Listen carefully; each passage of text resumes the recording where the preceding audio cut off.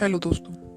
क्या आपने कभी सोचा है कि बादल आते कहाँ से हैं और बादल में इतना पानी आता कहाँ से है कि घंटों तक बारिश होती रहती है और कुछ बादल सफेद दिखते हैं तो कुछ बहुत काले। बादल में बिजली कहाँ से आती है? आज हम इन्हीं टॉपिक के बारे में बात करेंगे और समझेंगे। तो दोस्तों, क्या आपको पता है बादल आसमान में आते कहाँ से हैं?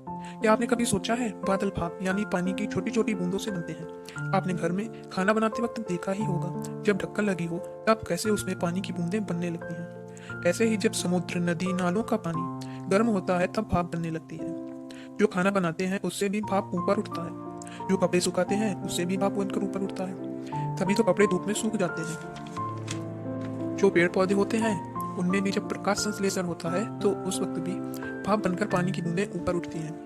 भाप हवा से भी हल्की होती है, इसलिए ऊपर की ओर उड़ती है।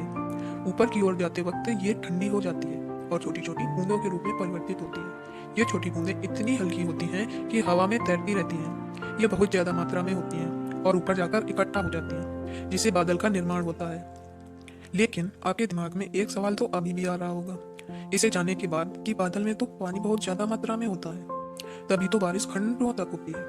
इतना सारा पानी आता कहाँ से है?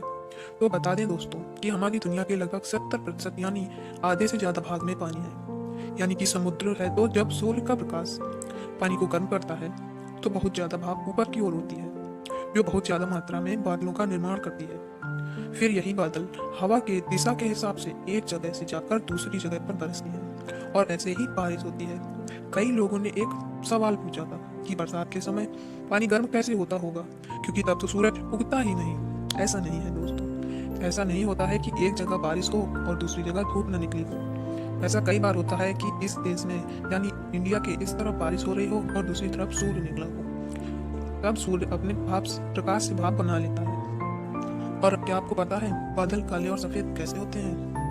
नहीं पता ना, तो हम आपको बताते हैं। बादल सफेद सूर्य के प्रकाश के परावर्तन के कारण होते हैं, यानी रिफ्लेक्शन के कारण। जब बादल में सूर्य का प्रकाश रिफ्लेक्ट हो जाता है तो बादल सफेद होते हैं, और जब सूर्य का प्रकाश परावर्तित नहीं होता तो बादल काले हो जाते हैं। यानी जब सूर्य का प्रकाश बादल पूर्णतः अवशोषित कर लेता है तो बादल का रंग काला हो जाता है। इसलिए आपने देखा होगा कि बरसात में बादल इतने काले हो जाते हैं मानो रात हो गई हो। ऐसा इसलिए होता है दोस्तों कि सूर्य का प्रकाश बादल अवशोषित कर लेता है। क्या आपको पता है दोस्तों बादल में बिजली कहाँ से आती है, कैसे बनती है, कैसे चमकती है? जब भारी पानी से भरे बादल हवा के बहाव के कारण आपस में टकराते हैं तो घर्षण उत्पन्न होती है, जिससे बिजली का निर्माण होता है। और आप जानकर हैरान होंगे कि ये लगभग 10 करोड़ वाट का होता है। हमारे घर में तो नॉर्मल आता है बिजली, आप खुद देखते हो 240 वाट का, फिर भी इतना खतरनाक होता है। आपको पता है जो बिजली बादलों में चमकती है उसका तापमान सूर्य के तापमान से लगभग ज़्यादा होता है, क्योंकि सूर्य का तापमान 6000 डिग्री सेल्सियस का होता है।